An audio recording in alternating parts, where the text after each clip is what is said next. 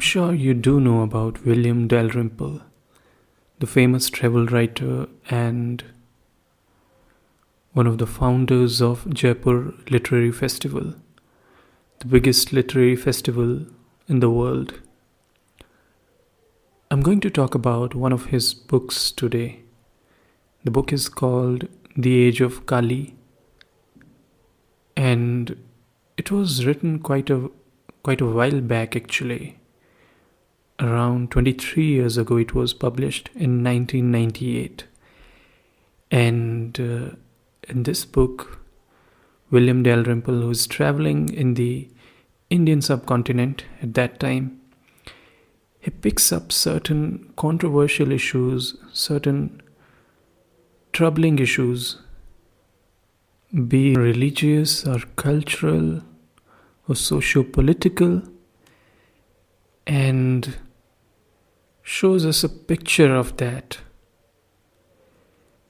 And one of the chapters which I'm going to read today, the chapter is called The City of Widows, and he's referring to Vrindavan, which is in Uttar Pradesh.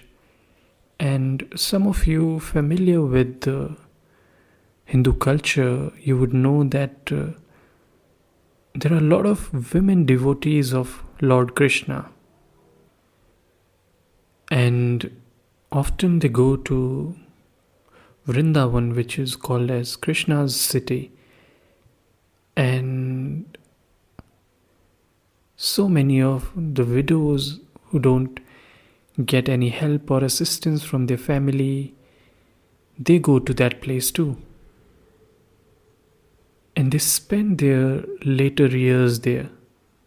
It's really fascinating. It's a combination of sometimes poverty, sometimes purely religious devotion, and how Dalrymple goes there and explores this and writes about it. It's also very interesting. So I'm going to read through the pages of this book. And here we go. Vrindavan, Uttar Pradesh, 1997. The eye of faith can often see much that is hidden from the vision of the non-believer. To most secular visitors, Vrindavan appears to be nothing more than a run-down North Indian bazaar town. Its dusty streets clogged with cows, beggars, bicycles and rickshaws. But to the pious pilgrim, it is the dwelling place of Krishna, and thus, in that sense at least, an earthly paradise fragrant with the scent of tamarind and Arjuna trees. Devout Hindus believe that Krishna is still present in this temple town, with its crumbling palaces and swarming ashrams, its open sewers and its stalls selling brightly colored lithographs of the God Child. Listen carefully in Vrindavan, I was told by an old sadhu on the river bank. For if you are attentive, you can still catch the distant strains of Krishna's flute. In the morning, said the sadhu, the god can sometimes be glimpsed bathing at the ghats, while in the evening he is often seen walking with Radha along the bank of the Jamuna. Every year, hundreds of thousands of Hindu devotees come to Vrindavan, making their way barefoot to the Jamuna along the parikrama, which links all the town's most holy temples and shrines. Most then head on to another neighboring pilgrimage site, the mountain of Govardhan, which according to legend, Krishna used as an umbrella, lifting it with his little finger. It is now not much more than a hillock, but this does not worry the pilgrims. They know the legend that the more sin proliferates in the world, the more the mountain is diminished. Some who come to Vrindavan, however, never leave the town again.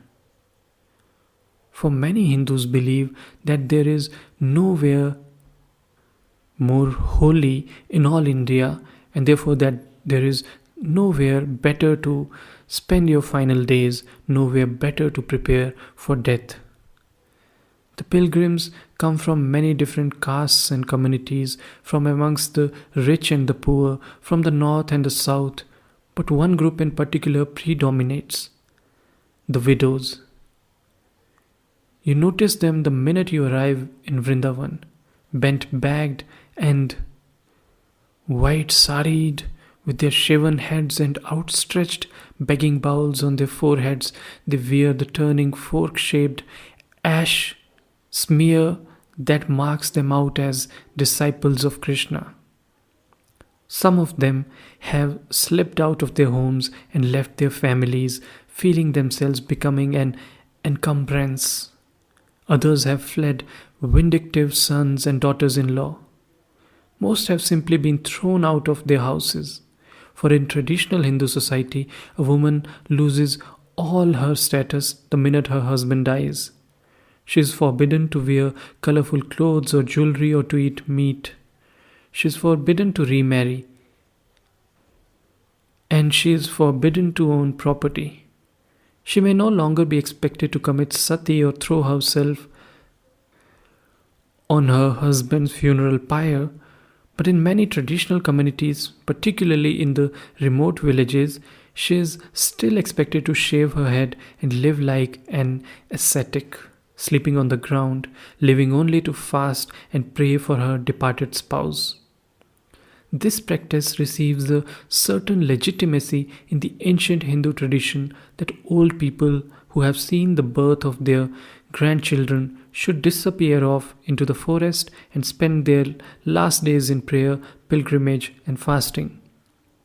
In modern India, the custom has largely died out, but in some parts, notably rural Bengal, a form of it has survived that involves simply kicking bereaved grandmothers out of their houses and sending them off to the city of widows.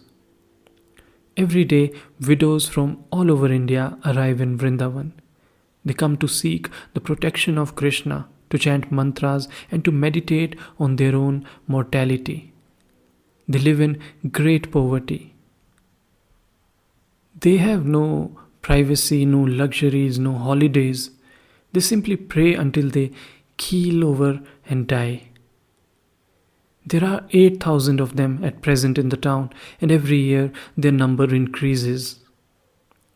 If I were to sit under a tree, said Kamala Ghosh, a local women's rights activist, and tell you the sadness of the widows of Vrindavan, the leaves of that tree would fall like tears. My husband died when I was 17 years old, said Kanaklatha. He had some sort of stomach disorder. I took him to lots of hospitals in Calcutta, but he did not recover. He suffered for a month, then he died. The old lady looked past me. Her clouded eyes focused towards the ghats and the course of the holy river Jamna. I still remember his face when they brought him to me, she said. He was very fair with fine and sharp features. When he was alive, his eyes were unusually large, but now they were closed. He looked as if he was sleeping. Then they took him away. He was a landlord in our village and greatly respected. But we had no children, and when he died, his land was usurped by the village strongmen. I was left with nothing. For 2 years, I stayed where I was. Then I was forced to go to Calcutta to work as a maid. I wasn't used to working as a servant, and every day I cried. I asked Krishna, what have I done to deserve this? How can I describe to anyone how great my pain was? After 3 years, Krishna appeared to me in a dream and said that I should come here. That was 1955. I have been here 40 years now. Do you never feel like going back? I asked. Never. After my husband died, they took away everything I owned. I vowed never to look at my village again. I will never go back. We were standing in the main bazaar of Vrindavan. Rickshaws were rattling past us along the rutted roads, past the tethered buffaloes and the clouds of bees swarming outside the sweet shops. Behind us rose the portico of the Sri Bhagavan Bhajanashram. Through its door came the sound of bells and clashing cymbals and the constant rising, falling eddy of the widow's incessant chant, Hare Ram, Hare Krishna, Hare Ram, Hare Krishna. Occasionally, above the chant of 2,000 women, you could hear snatches of the soaring Bengali verses of the lead singer, which says, Whom Krishna destroys, who can save? Whom he saves, who can destroy? It was 10 in the morning and Kanaklata had just finished her 4-hour shift. In her hand she held her reward, a knotted cloth containing a single cupful of rice and her 2 rupees.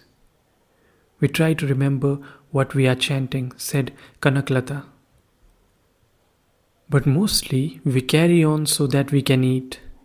When we fall ill and cannot chant, the ashram does not help. We just go hungry. So that's all I'm going to narrate in this episode. And you can see it's such a tragic tale of widows in this ancient culture. But we have to keep in mind that this was written around 24 years ago, and a lot of things have changed. But still, that's the contradictory nature of India.